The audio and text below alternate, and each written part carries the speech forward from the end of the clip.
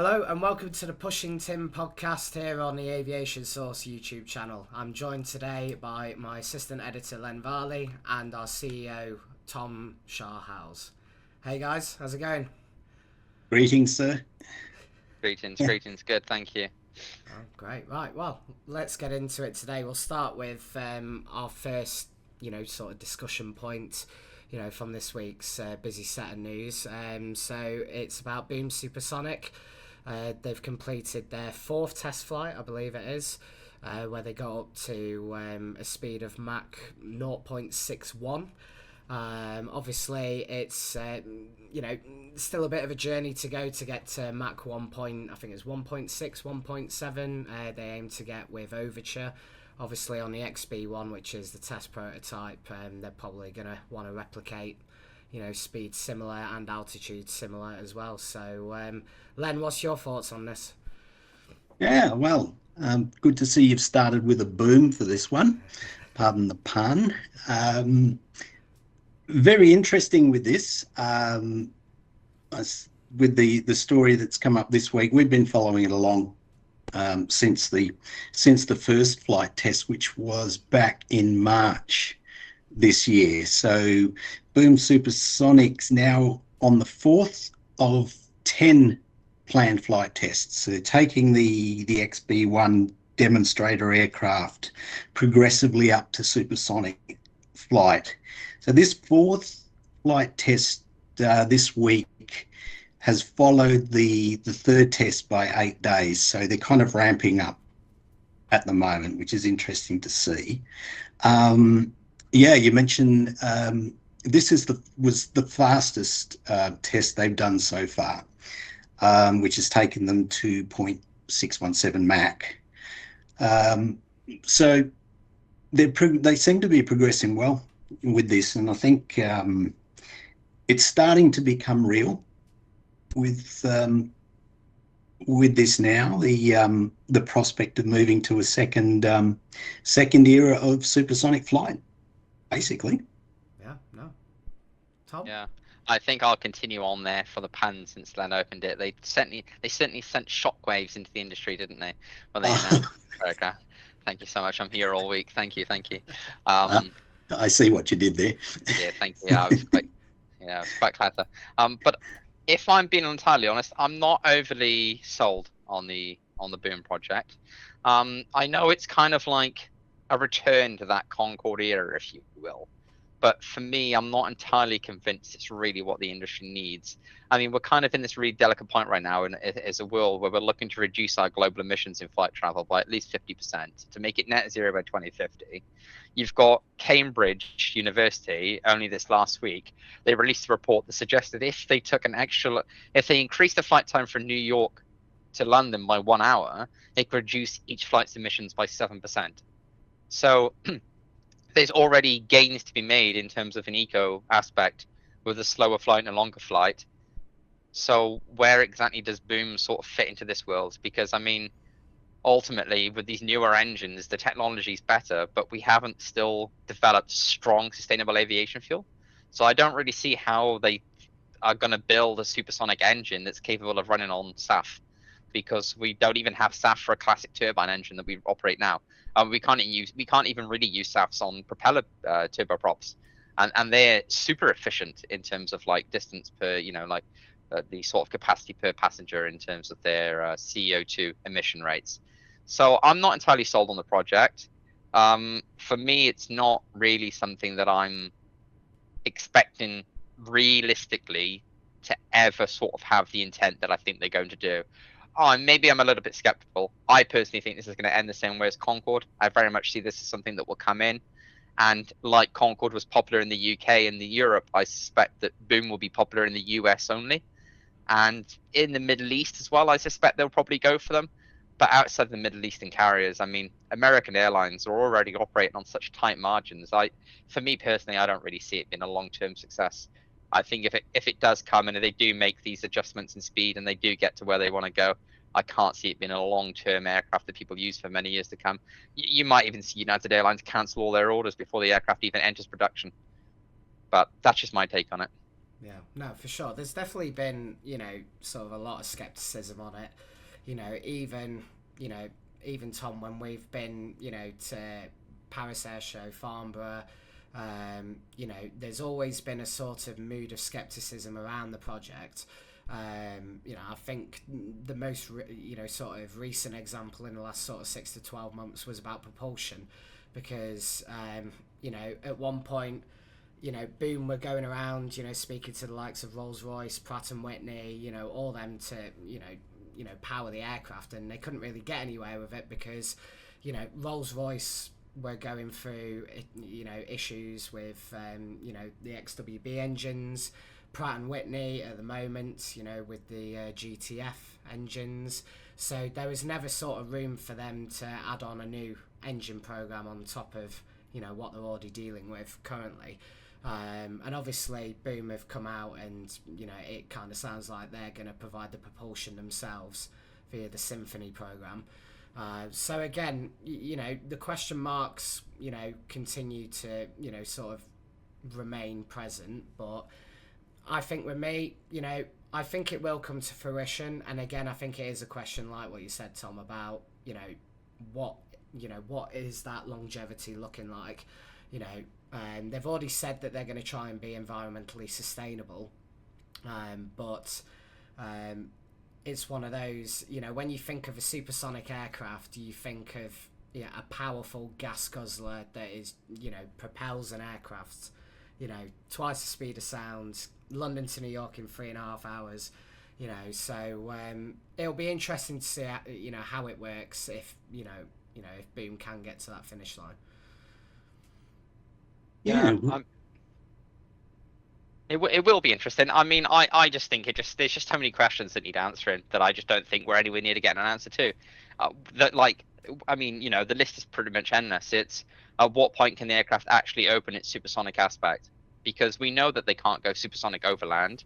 So let's assume that these aircraft are operating from the Pacific coasts and from the Atlantic coasts. Like, what are they actually operating for? Like, are they really better than another aircraft? Like, I'll give you another example. Okay, we sort of see this issue, which will nicely tie into a point we'll talk about later. But I'll mention global briefly as an example as to why I don't think this Boom aspect's really ever going to work. The big one is airport capacity. Where are you going to fit a supersonic jet that can fly 35, 45 people, right, over an A380 that can carry 380?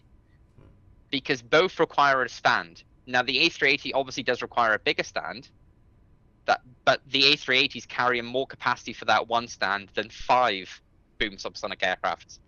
And if you're looking at like a price point, like, what are you really gaining?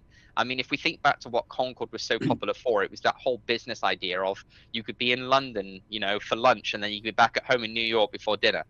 Okay, that's great, but the world has changed. Business is done online now. We don't have that face-to-face aspect where we travel.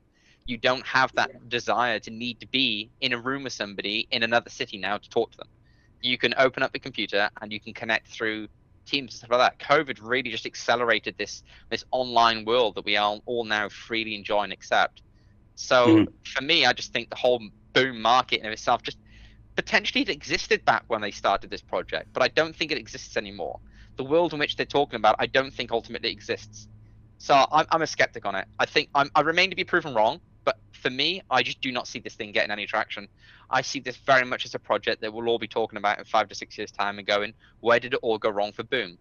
Well, I think it probably all went wrong for Boom when they become sort of fixated on this, let's make a replacement for Concorde. You can't replace Concorde. It was beautiful. It was incredible. It was a marvel of engineering. It was far beyond its time.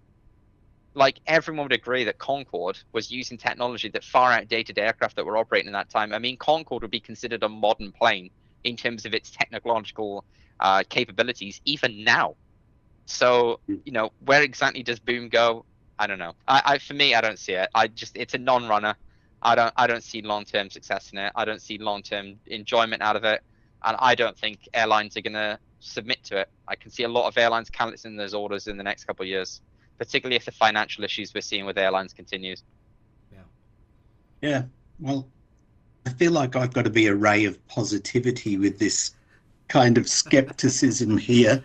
Although I'll have to be honest and say I'm pushing to find positivity. I think, Tom, what you kind of alluded to sort of leads into my kind of thoughts about it is public uptake of the notion of supersonic travel. What kind of market exists for supersonic travel? And I think you hit the nail on the head, Tom. We're in a different world now compared to the days of Concorde.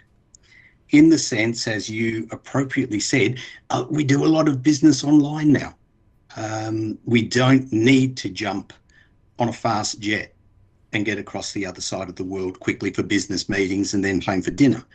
That's the question that I'm left with Boom Supersonic, is what market demand is there going to be if this aircraft gets up and running? But that being said, the purist in me, having sort of lived through the Concorde era, and I know James has said he was inspired by Concorde, and I think that is what sticks with me. And when I see what they're doing with flight testing, I'm living in what you might arguably say is the unrealistic world of just being fascinated with this aircraft. And that Concorde design is timeless, and we're seeing it born again in Boom Supersonic's Overture, which will be the follow-on from the XB1 demonstrator.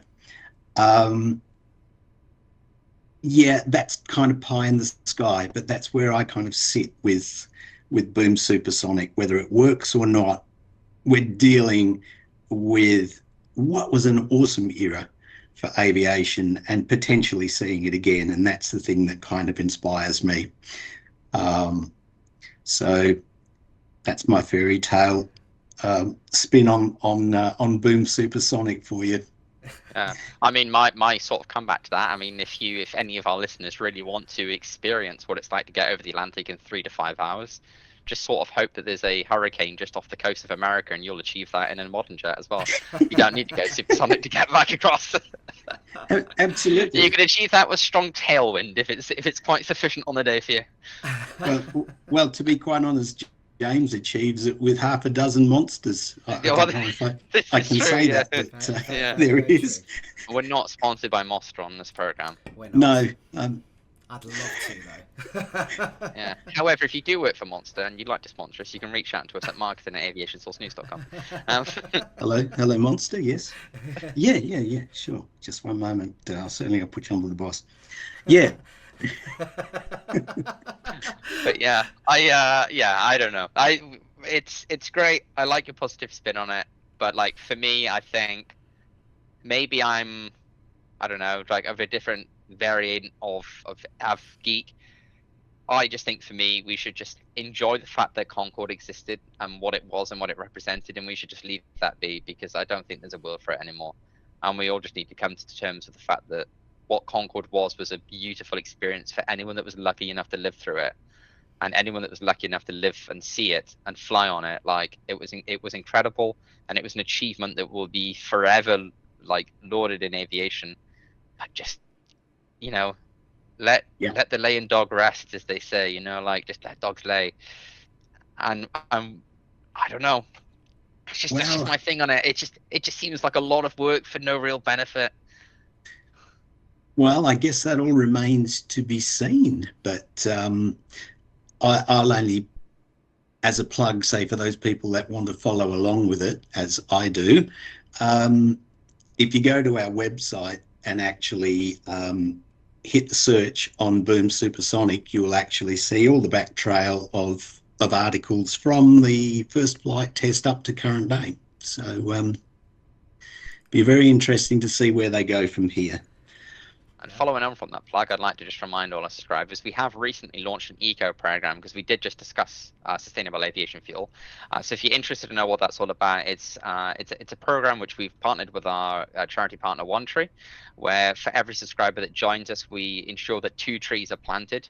So we'll match every subscription that comes in. So 1 tree is planted for the subscriber, then we match that donation as well from ourselves. Of course, the subscriptions are voluntary. We do offer a free point of use service on our website. Always have, always will. You do not need to pay to use our services, but if you do want to subscribe, then please do consider doing so, because it allows us to continue to support our content creators and create this free content for you all to regularly enjoy week in, week out. So if you are interested in that, there'll be a link in the description below, or please head to our website www.avsn.co.uk and check out the eco program, and don't forget to subscribe. All right, that's my plug done for that. Thank you. Excellent. Cool. So we may as well move on to the sort of big 2 highlights from what has been a pretty negative week for Boeing this week. So we'll start off with the current situation regarding the machinist strike. So obviously, the unions, specifically IAM 751 have been on, have been on a strike. They've been in talks with Boeing over compensation, and in the sort of last 24 to 48 hours, things have taken quite a turn. Len, do you want to give us an overview on that? Yeah, well, this is the second boom for the week, I suppose. Always room for a pun. It doesn't matter what you're discussing. Aviation is the best pun industry in the world for it, isn't it? Hey, I'm not paid for these jokes, all right? Yeah, all right. Well, the big story from Boeing, and there's a follow-up one which has just come up today, which I'm sure we'll go on to. The big story with respect to this ongoing machinists strike this week was Boeing coming up with what it referred to as its best and final offer to the machinists. So what they did essentially was they came up with a reoffer to defuse the strike situation. They offered a further increase on wages, 30% increase. Now, as you probably are aware, the machinists were originally looking for 40% increase. So Boeing's up the ante from 25% to 30%. It's offered an increase in a one-off bonus for ratifying the new agreement. So they've increased that from 3,000 to 6,000 as a one-off bonus, and they've offered better terms with the retirement plan. The biggest kicker with this was the way that Boeing delivered the offer. And what they did, and this has raised the ire of the Machinists Union, IAM 751, Boeing basically blindsided the union, went past the union reps and directed the offer to the striking employees. That had the union's nose out of joint, and I think quite rightly so, because Boeing just sidestepped them, directed the offer to their members, but then gave them a deadline of ratifying the agreement, which is coming up as we go to air. It hasn't come up yet, but they gave the machinists a timeline of up to midnight tonight, the 27th, to ratify the agreement. What's really struck me with this one, and I don't know what you guys think, but what the biggest takeaway for me was the way that Boeing went about it. There was an arrogance and there was a calculating strategy with how they pushed it through and sidestepped the unions. And what stuck with me with this one was Boeing's been going through the wars, as we know, with cultural problems, with safety and quality problems. This to me smacks of a manufacturer or a company that just hasn't learnt its lesson. The way they've gone about it is old school Boeing. It's like the leopard hasn't changed its spots.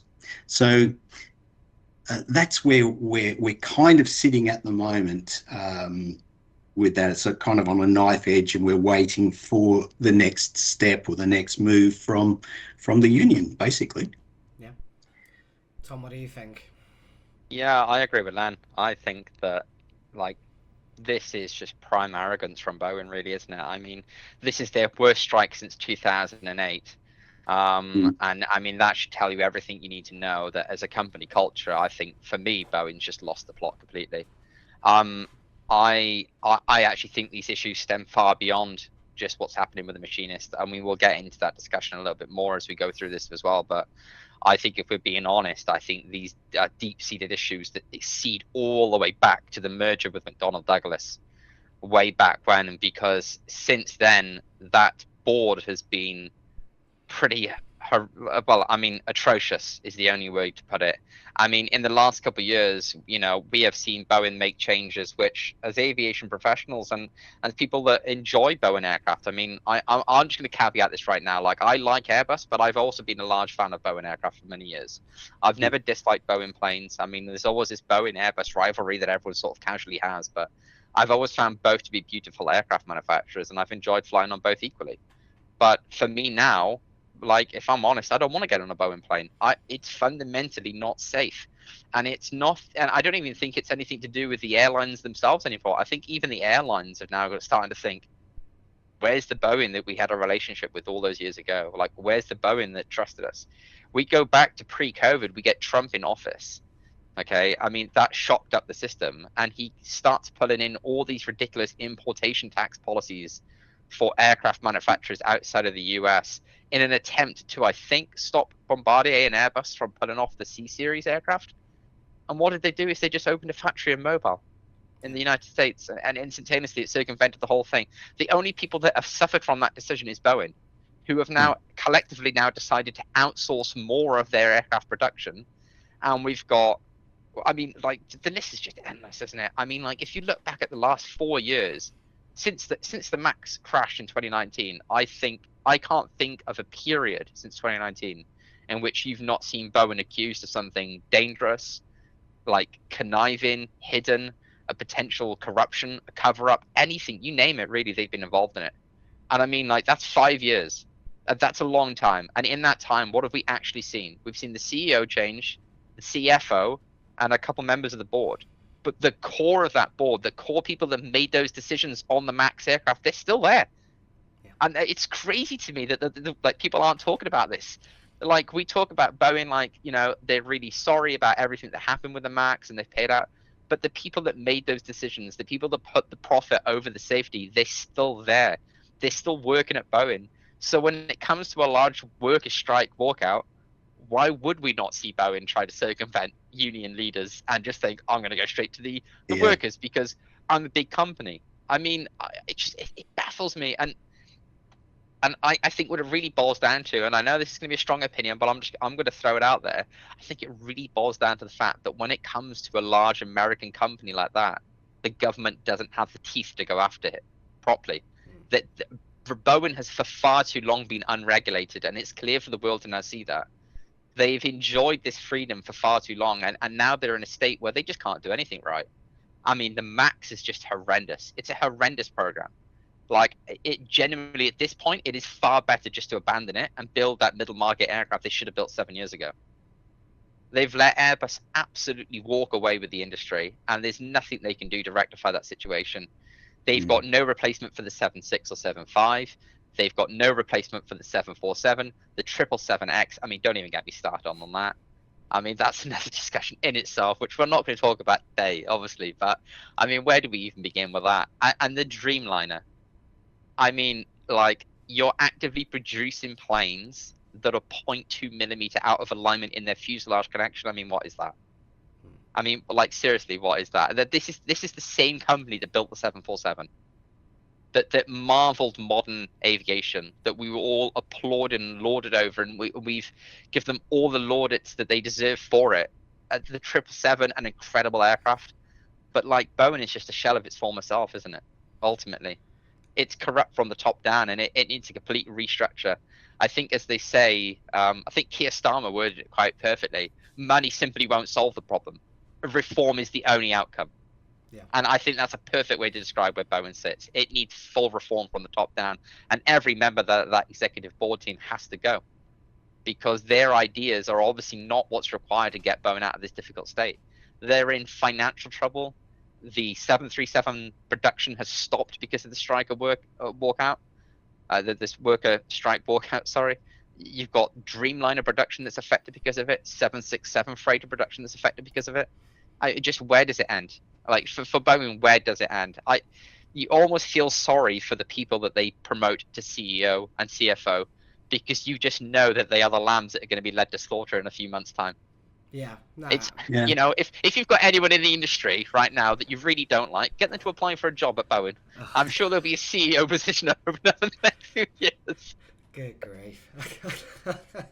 Well, I think obviously it's funny that you mention about the 737 program as well, and I think that kind of gets us into the next bit of news, which was released today, the 27th of September, or it may have been the late hours of yesterday, the 26th. So the NTSB, they've issued an urgent safety alert after a incident back in February involving United Airlines 737 MAX 8, where the rudder pedals had effectively just become unresponsive and stuck.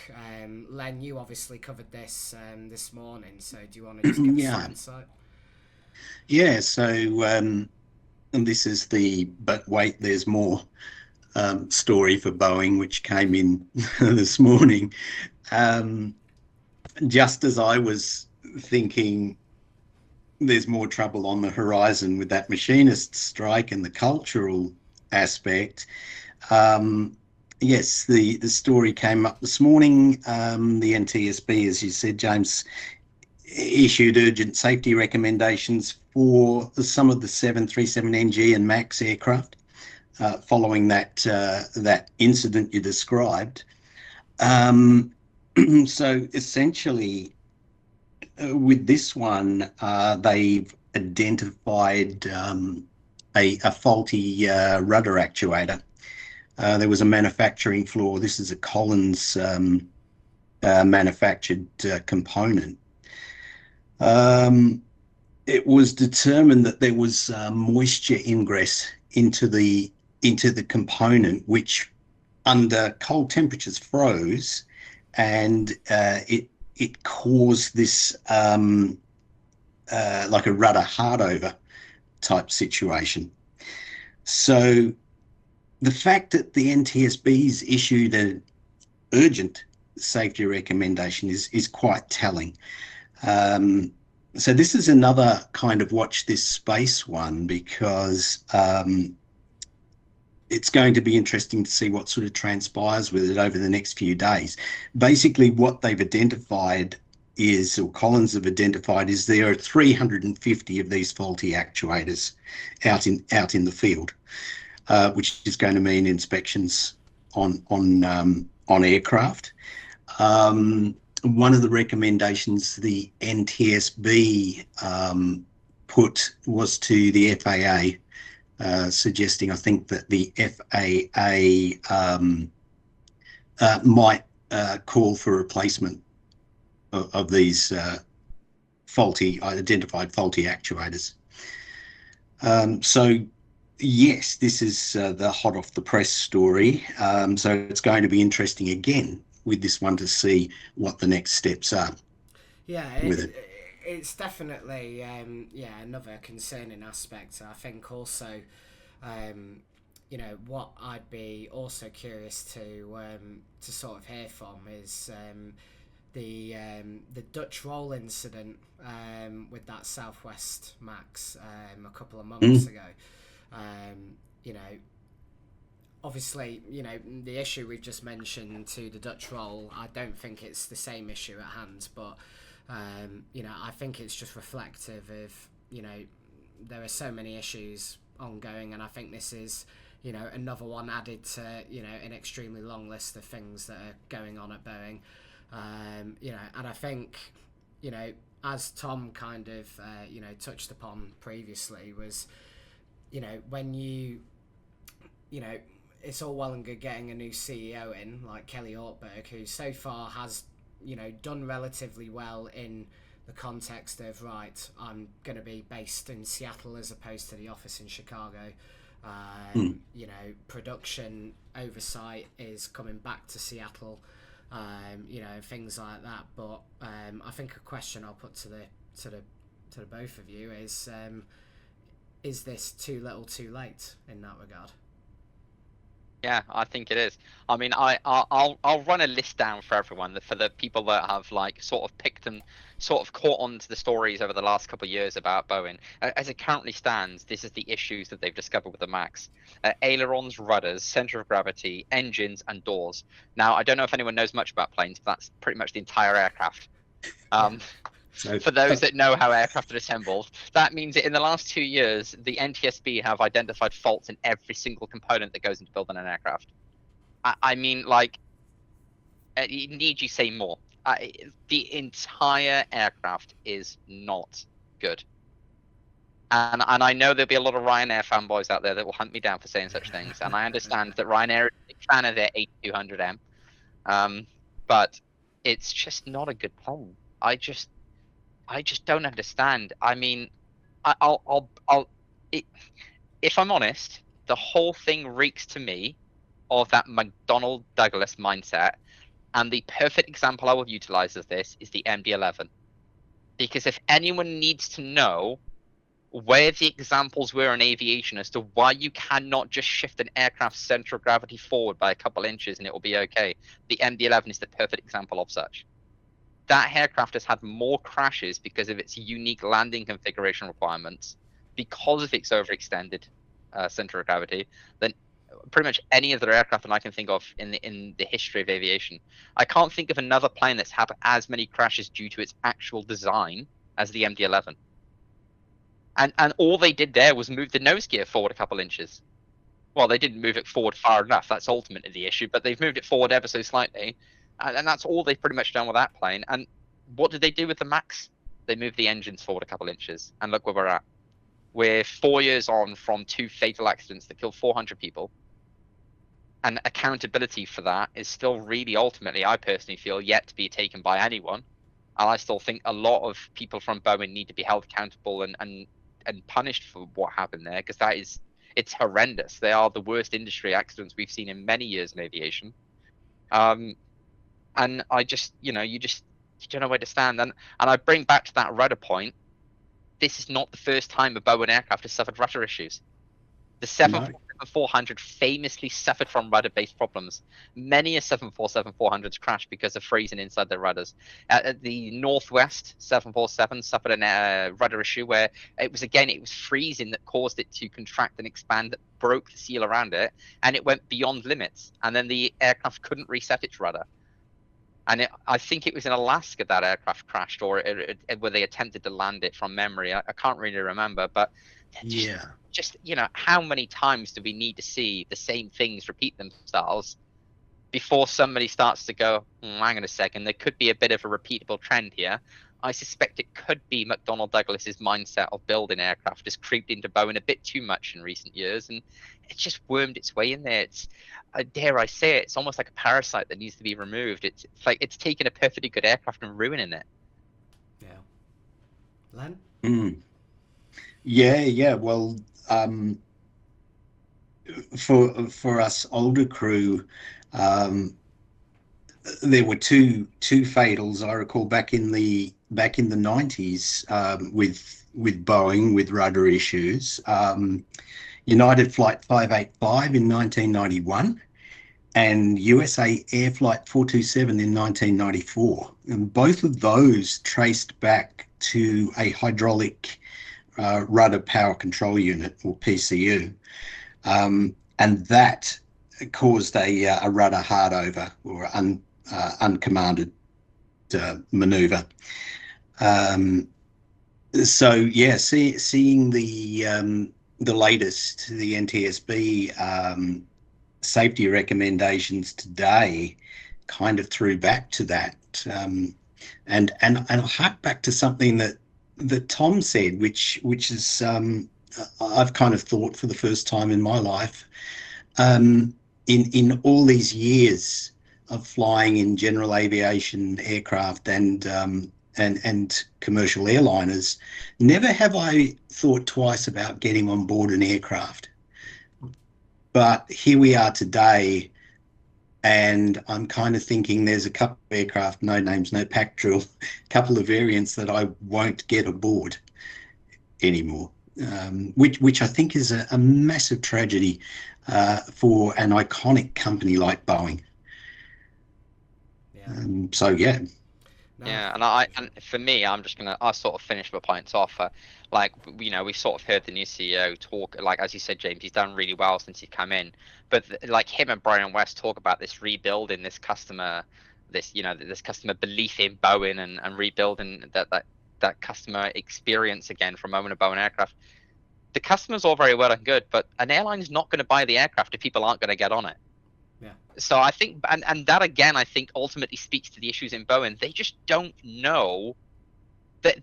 I don't think they understand the steps they need to take to fix it. I mean, personally, for me, I'm not going to sit here and claim that I know how Boeing need to fix the issues inside their company, and that's what's going to rebuild that customer confidence. But it's like Glenn rightly said, like there was a study done in 2020 that found that 60% of people traveling from certain countries across Europe, and it was an unnamed study, I can't remember who done it, but it was something like 60% of people would go out of their way by over an hour and a half to book flights and fly even earlier in the morning, as long as it meant they weren't on a max. Yeah. I mean, like that tells you all you need to know. And now, how many companies are we seeing, not just in the US but in Europe, cancel their max orders and go for Airbus? Yeah. I mean, let's be honest, like I'm happy to just sort of call it out as it is, really. If Airbus had a facility production option of building 55 A320 family aircraft every month, I don't think you'd see a single MAX aircraft get ordered. Wow. Okay. And I think that is the only reason they're still ordered, is because airlines can't wait long enough for the Airbus production facility to catch up. Yeah. There's a 25-year backlog for the A320 family. Airlines can't wait that long for their new planes to rock up. And so they've obviously had to go with their only lenient option, which is Boeing, because I mean, again, something else we won't discuss about, and it's not really related, but you sort of just look at Boeing over recent years. Airbus merged with Bombardier to make the A220 from the C series aircraft, a brilliant aircraft that's operated inside of its own market, right? Incredible bit of kit. What was Boeing's response to that? They tried to buy a 48% share in an Embraer. Yeah. And for what? The only intent behind that was to stop the E2 being a competitor for the MAX. Yeah. But ultimately, it turned out they didn't need to worry about that, because they were ultimately going to make a terrible aircraft anyway. But blimey. Wow. I don't know if it's true though, right? I mean, like how much grace do we need to give Boeing as an industry? I just don't think that Boeing deserve the right, because of their heritage, to let off scot-free. Like, I remember when we had issues with the A300s, everyone ridiculed Airbus for that. The A310s, when they were faulty, everyone ridiculed Airbus for that as well. Like, Airbus have had their day in the sun of people attacking them and telling them why it's wrong. We've seen the A318 and 19 programs get scrapped because they're just outright horrendous planes that have no market inside the world. And yet you've got Boeing trying to force through a MAX 10 and a MAX 7, which have no real right to operate, because of the issues with the 8 and the 9 that they refuse to admit are there. But they're there for the world to see. Everyone's seen it. You open your news tab every few months and you read a new article. I mean, it's the first time since we've launched this company that I wake up on a Monday And it does not shock me to find an email in my inbox telling me that Boeing have been found out to have done something else dodgy. I'm no longer shocked. And that is really telling and troublesome for our industry. That's really worrying. The fact that as a media outlet, one of many media outlets, and I'm sure there'll be a lot of people that feel that way as well, just where do you stand? And now, you know, you look at Brian West's announcement a week ago, Boeing cutting their presences down at air shows and trade shows. I mean, where do you go for Boeing from here? Because ultimately, that's the only thing you really had going for you at the time was that, you know, they had these amazing chalets at Farnborough and Paris and these other trade shows and at Singapore and Bahrain, and they would bring the media in and they would show them all the changes they're going to make. Now it's just a matter of folding in an email of things we're doing to make our company better in a mix of emails from other whistleblowers, NTSB reports. I just think, you know, for Boeing, the future is grim. I don't think we'll ever see the end of Boeing personally, because it is too large for a company, and I really pray for the industry that Boeing finds its way back, because I think we all want to see a competitor for Airbus. We don't want Airbus dominating the market and running away with things. But if Boeing doesn't come back soon, I mean, ultimately, where are we going to be looking at? Airbus pretty much has full dominant market control of Europe. The C19 or the C919, sorry, in China is going to take over the Asian market because of its cheap, easy production options. And they've got scalable production they can ramp up real fast that Airbus can't match. So they'll probably dump into the Indonesia markets and Southern Asia and stuff like that as well. So what's Boeing left with? South America, North America? The South Americans are probably going to start switching to Embraer. They're just going to look closer to home because they're going to think, okay, well, Boeing's not worth it anymore. Yeah. So what's Boeing left with? With its own market? It's pretty much back to where Boeing started all those years ago. And I think it's probably the best way to describe it, that the Boeing that we probably all knew and grew up with, I think it's fair to assume it's dead. And it's really a hard thing to have to admit, but I think it's probably something as an industry we have to all just come to terms with. The Boeing we all once knew is no longer with us. Yeah. Oh, that's definitely bit of a philosophical thought there for everyone. Yeah, okay. That's something light on a Friday, just to really, just to edge it off on the on your old podcast ideas. Yeah. Oh, jeez, wow. Well, give us some good news there, James. What do you got? Well, so moving away from Boeing entirely.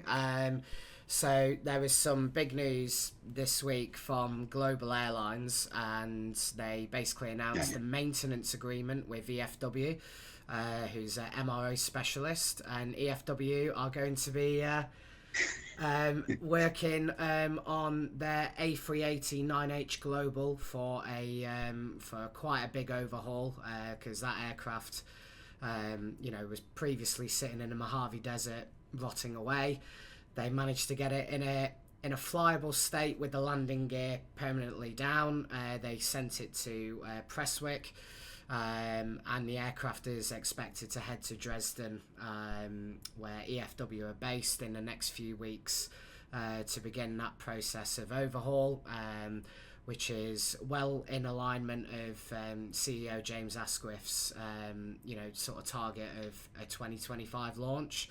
Now, Tom, what do you think of of this news this week? Oh, I love it. Got a bit of positivity finally for the industry to enjoy. I think it's fair to assume, and it's fair to probably say, there's been quite a few skeptics as to whether Global would actually ever really take off, if you pardon the pun. I've always been under the opinion that I thought it would work. I think there is a gap in the market for it. My personal take is that the gap in the market exists because of airport capacity. I made the same argument back in COVID. I think that the A380 has another 15 years inside of it before you will eventually see it weaned out across the planet. Partly because I think the 747 retirement was a bit premature, but obviously the issue was there was no new ones being built, so it wasn't like they could replace their old aircraft. They had to go at some point, right? But the 747 went, and it left large market demand. I mean, if I sort of run it back, because I know they're going to be operating from Gatwick to JFK as their initial starting point routes, if I'm correct, for Global.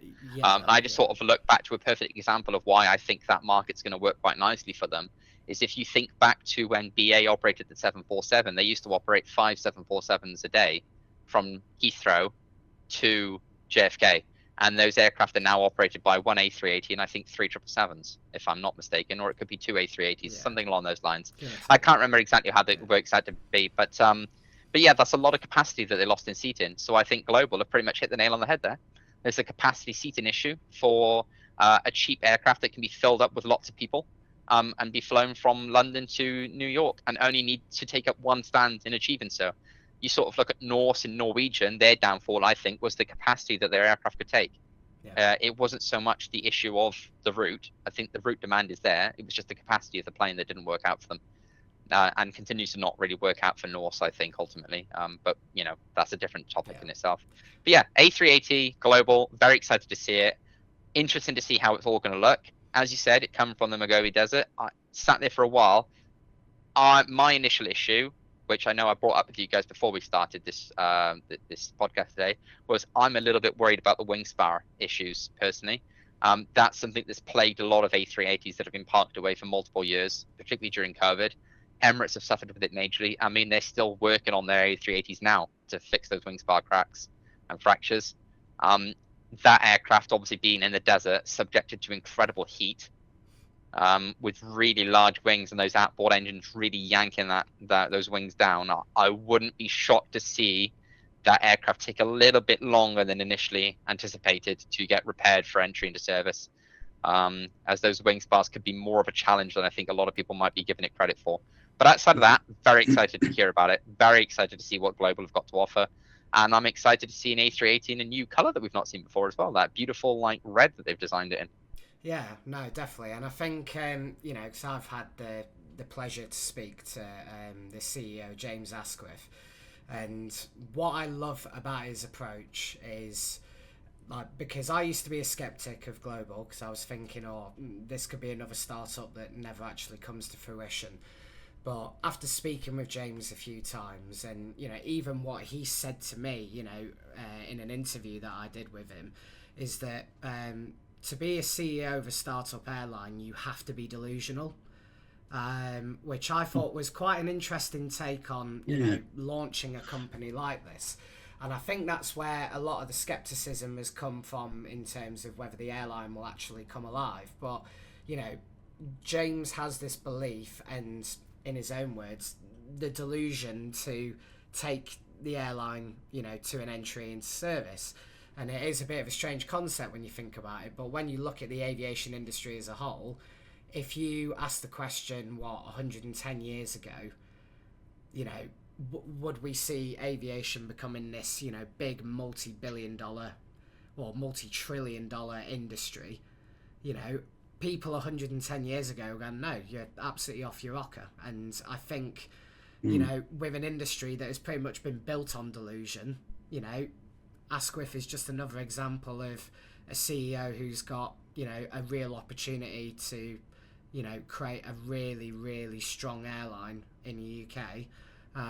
That, and maybe this is me being a bit delusional, who knows, potentially in the future, 5, 10, 15 years down the road, to take on British Airways out of London. There is always the opportunity for that to happen.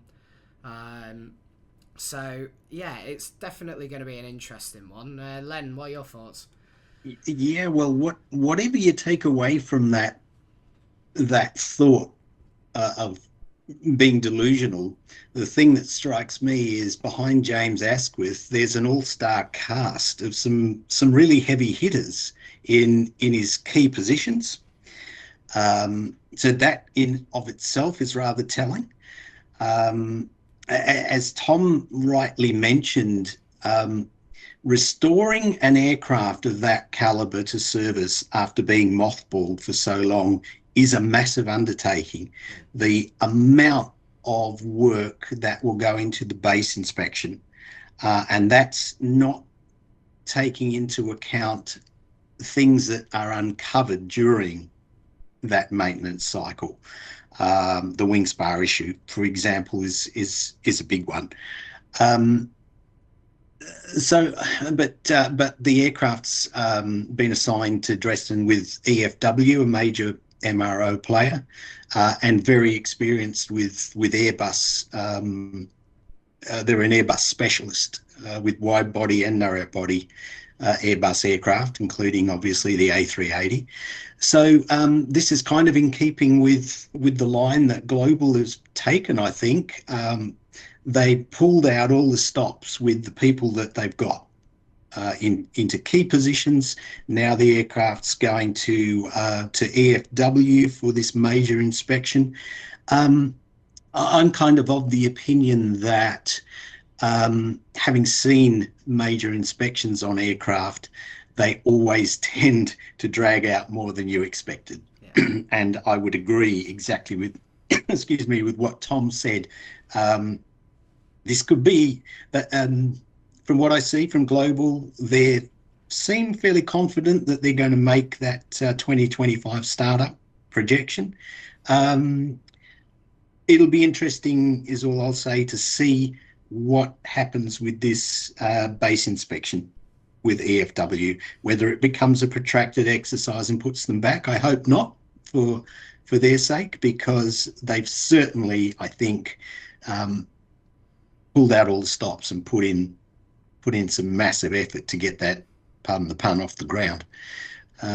So yeah, interesting times. I think that's going to be a very interesting one to see. Yeah, definitely. Yeah. Brilliant. So I think we'll go to our final story, which definitely raised some eyebrows about this incident. Mm-hmm. So there was a Scandinavian Airlines flight which diverted to Copenhagen due to what I'm going to call an unwelcomed passenger on board.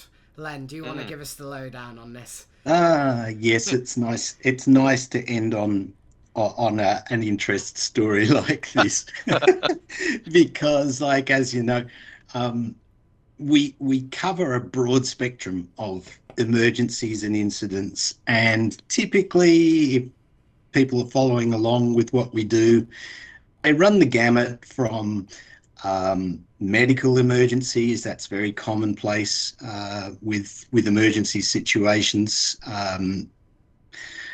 Technical issues, engine issues, runway excursions. We see everything with emergencies and incidents, but this one I particularly enjoyed. It was the SAS flight from Oslo to Malaga in Spain. And yes, a mouse caused them to divert to Copenhagen, which I enjoyed completely. I had visions of this mouse charging the cockpit and demanding that the pilots take him to Copenhagen. But for those who didn't follow the story, what happened was the aircraft was in cruising flight on its way to Malaga. Food service was conducted, and a mouse jumped out of one of the opened meals, ran its way down the cabin. So cue the Ratatouille jokes now, gentlemen. Yeah, I'll get mine in if that's okay. It's nice to see. Please do. Ratatouille 3's in full filming. It's Ratatouille gone rogue. And then obviously that note it leads on to their quad for the series, which is Ratatouille 4 Loose in Copenhagen. We'll sort of see what comes off that. But enough of the Ratatouille jokes. I personally got a real good chuckle out of this story. But I think for those out there that already did not enjoy aircraft meals, I've got a sneaky suspicion that this story might just put them off aircraft meals for the rest of their lives. I don't know why. Call me a skeptic, but I think the statistical likelihood that apparently a mouse could just be chilling in your dinner as it's so casually dropped on you. Yes. But if you have experienced something similar, then write to us at james@aviationsourcenews.com. Do let us know if you've experienced anything along those lines. But I mean, fair play. I mean, that mouse must have been living his best years when he thought, I'm the king. You know, I'm living it up. I'm living the dream. I've got a free holiday. I got a free meal out of it. You know what I mean? Like, fair play, little fella. He's I don't know what happened to the mouse. I'm assuming it was captured. when it landed at Copenhagen, or it's still on board the flight now. Who knows? Well, I like to think that no animals were harmed in the making of this story. Yeah, we hope. I think I think the one thing that I loved from your article, Len, was when you were talking about the airframe, which was Sierra Echo Delta Oscar X-ray. You basically wrote that it has been in operational service with the airline since its initial delivery from the factory, then in brackets, presumably rodent-free in March 2017. I thought that was a nice little touch. That I wanted to keep. Well, I kept it in. I was more than happy for you to keep that in. Look, I just couldn't help myself with that one, and I'm sure that Scandinavian Airlines will be happy with it too. Yeah, of course. I think if we're ultimately looking at it, I think we can all agree if we were going to pick the stories we get from rodents on planes in Australia compared to a mouse jumping at your dinner, I think I'm quite happy with the mouse jumping at your dinner. I don't quite know how I feel about a 12-foot Burmese python dropping out the overhead locker when I go to put my suitcase in. So I'm quite content with it just being a little mouse chilling out. But the Australians truly are in a world of their own down there, aren't they, with the aircraft, the sort of things. I mean, I guess they don't have to worry about mouse problems, do they? No, not so much mice. It's more like, well, pretty much everything in Australia is out to kill you, except mice, ironically. Yeah. Yeah, the mice, it's just a variation of you that the snake can catch a lot easier. Yeah. But there you go. Yeah, Ratatouille on a flight to Copenhagen. That's not exactly what you would have expected to hear. I've got to be honest, it's like Len said, we do cover a wide variety of emergencies. I think this could be the first time in history we've ever covered an emergency in which a rodent has gone rogue on an aircraft. And diverted a commercial and flight. Divert as well, yeah. Yeah. Oh, honestly. But yeah, we thought we would leave you with that quite funny story as we end our first edition here of the Pushington podcast here on the AviationSource YouTube channel. Thank you so much for watching. If you did enjoy this, then be sure to like, comment, subscribe. Make sure to head over to our website and take a look at our eco program and maybe consider subscribing. And yeah, other than that, chaps, thank you. It's been a pleasure. And thank you very much. I will just do our regular plugs at the end of the show, if that's all right. Yes. I'll rattle them off right now real quick. Go for it. As James said, thank you all for watching. If you are interested in a daily newsletter, then please subscribe to the newsletter, which is linked below. We have two newsletters. I'm speaking so fast, I'm going to struggle here. One is for the emergencies, which is about the mouse incident, which obviously just covered. The other one, you can get your daily updates about Boeing's latest dodgy dealings, or about any other news that happens in the industry, whatever you're into, that is available for you. And of course, as Sir James did say, please subscribe to the YouTube channel. This is the first of much more content that we're going to be producing. Similar to this and other stuff, we have many exciting projects in the works. There's lots of things to come. It's a very exciting time for us as a company and somewhat in the aviation industry as a whole. And just because we're coming to the end of the year, it does not mean that things are slowing down. If anything, the industry is actually speeding up, which is very bizarre because normally it gets quieter at this point of the year. But yeah, as James said, please go check out our Ego program. Please subscribe, support this company, support us, allow us to continue to be able to make this content for free for you so that all of you can enjoy it. And we will, of course, be planting trees in that name as well. So let's join together, come subscribe, become part of our Ego program, become a member, join the AviationSource team, and let's also save the planet on the side as well. But that's all from me. So thank you very much, James, for having me on. I say having me on. I mean, I'll be here next week as well. But oh, great. But yeah, thank you guys, and yeah, we will see you in the next edition of this podcast. Thank you. See you next time. Take care, everyone. Bye-bye. Bye.